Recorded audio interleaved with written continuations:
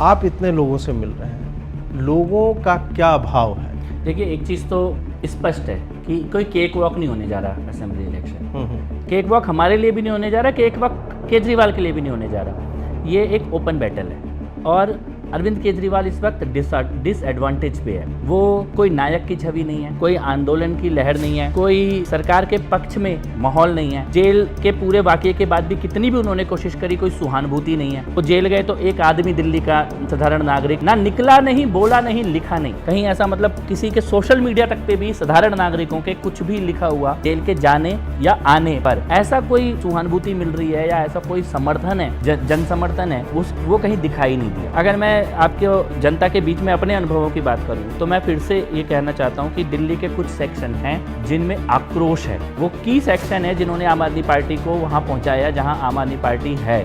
दिल्ली के auto rickshaw driver, इस 5 साल पहले अगर कोई ऑटो में बैठता था तो वो एक तरह से केजरीवाल का कैंपेनर थे, वो केजरीवाल का प्रचार कर रहे थे, प्रचारक थे। ऑटो वाले, टैक्सी वाले, उन्होंने ही एक जनमानस बनाने का बहुत बड़ा काम किया। आज वो सब लोग अरविंद केजरीवाल के खिलाफ है क्योंकि उनसे जो वादे किए गए थे, अब 10 साल हो गया। आप हर बार ये नहीं कह सकते एलजी ने मुझे काम नहीं करने दिया, क्योंकि अगर एलजी ने काम नहीं करने दिया तो आप 10 साल तक उस कुर्सी पर बैठे क्यों थे और दोबारा भी उस कुर्सी में बैठ के क्या ही उखाड़ लोगे अगर 10 साल में आप कुछ नहीं कर पाए तो ऑटो रिक्शा, टैक्सी ड्राइवर का जो पूरा वर्ग है वो नाराज है और वो छोटा वर्ग नहीं है और उन सबका परिवार है, तो वो लाखों लोग हैं और वो कमिटेड वोटर हैं, वो वोट करने जाते हैं, वो लोग नाराज हैं। दिल्ली का युवा जो यूथ है आम आदमी पार्टी के लिए सड़कों पे निकला है, कैंपेन किया है, पोस्टर लगाए हैं, बैनर लगाए हैं, चंदा इकट्ठा किया है, सड़कों पे नारे लगाए हैं, इस बार वो गायब है।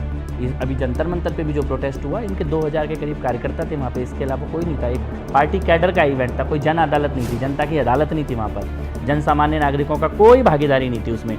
तो जो यूथ है जिसको आपने कहा था कि मैं हर साल 8 लाख नौकरी दूंगा, जिसको आपने कहा था कच्ची नौकरियों को पक्का करूंगा, जिसको आपने कहा था पब्लिक स्पेसेस में वाईफाई दूंगा, जिसको आपने कहा था हायर एजुकेशन के लिए विदेशों में जाने के लिए स्कॉलरशिप दूंगा, सीसीटीवी, तो ये ऐसा नहीं है कि उसको मालूम नहीं है कि उसके साथ धोखा हुआ, ऐसा नहीं है कि उसको मालूम नहीं है कि राजधानी में रहते हुए भी चीज़ें डिलीवर नहीं की गई। वो नाराज है। दिल्ली के झुग्गी बस्तियों में आपने बोला था कि उधर ही उनका पक्का घर बना के दोगे, 10 साल हो गया, दिल्ली सरकार के द्वारा एक भी पक्का घर नहीं बनाकर वहाँ पर दिया गया है। तो वो आज वो झुग्गी वाला झुग्गी में ही बैठा हुआ है। उसको भी मालूम है कि उसके साथ आके बार बार झूठ बोल के, नौटंकी करके, तमाशा करके उसका वोट लिया गया है। दिल्ली की बेटियाँ हैं जिनको कहा गया था बसों में पैनिक बटन लगा देंगे और कई तरह की सुरक्षा की बातें करेंगे, ऐप ऐसी लॉन्च कर देंगे, किसी के साथ अपराध नहीं होने देंगे। निर्भया के वक्त तो बहुत बड़ी बड़ी बातें की गई थी कि पुलिस हो या ना हो, मुख्यमंत्री के पास तो बहुत ताकत होती है।